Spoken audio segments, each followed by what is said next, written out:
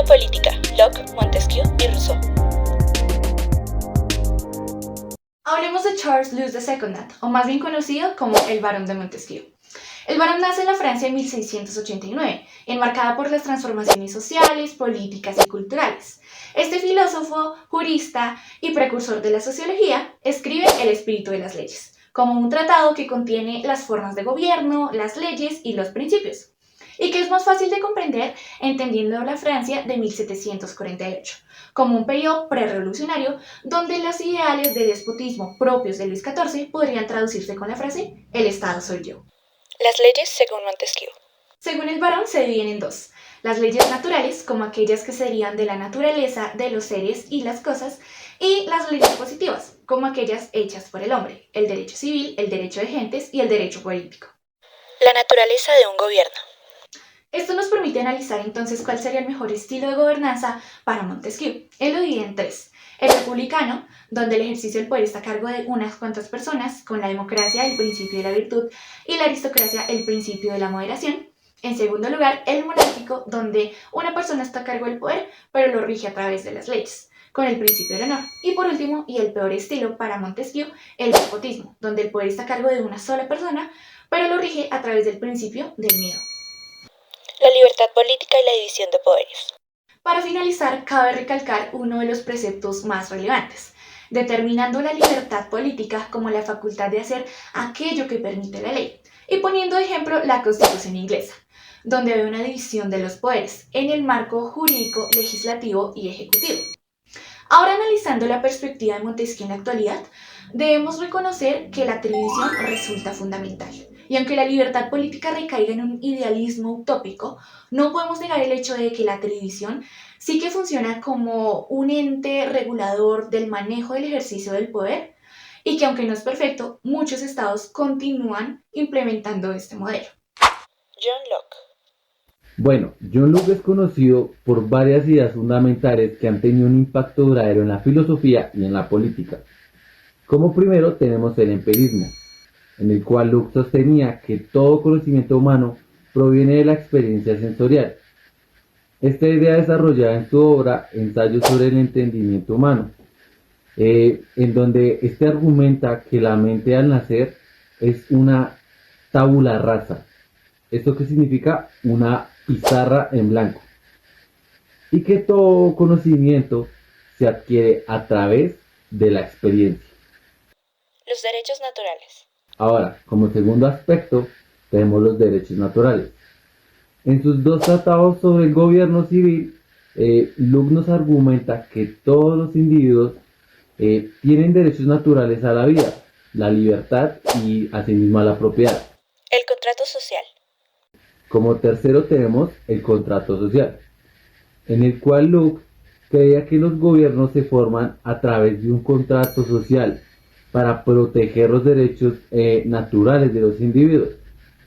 Si un gobierno no cumple con esta función, los ciudadanos tienen el derecho de derrocarlo. La separación del poder.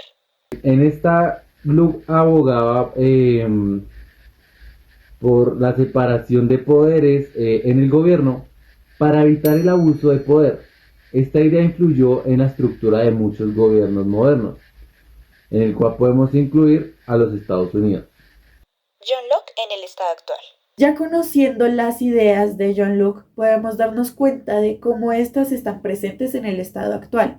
Y es que él nos focaliza en lo que es el estado de naturaleza, por medio de diferentes contextos, como lo es el derecho individual, el papel del gobierno o las libertades civiles. Los derechos naturales como derechos fundamentales. Teniendo en cuenta esto, podemos verlos reflejados dentro de nuestra sociedad.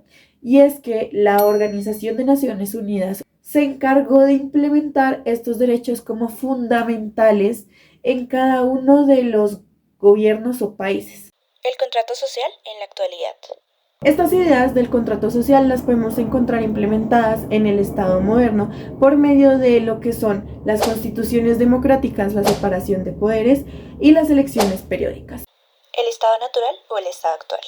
Con respecto a todo esto nos podemos dar cuenta que el estado de naturaleza se refleja en las sociedades modernas por medio de la protección de derechos individuales y de la limitación del Estado.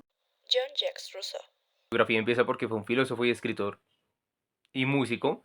Fue una figura clave del siglo de las luces, aunque digamos que muchas de sus ideas lo llevaron a contradecir a otros filósofos de la época. El buen salvaje y el estado natural. Por otro lado, sus principales ideas, nos propone dos grandes ideas. La primera es el buen salvaje y el estado de la naturaleza, o más conocido como el hombre nace bueno, pero la sociedad lo corrompe.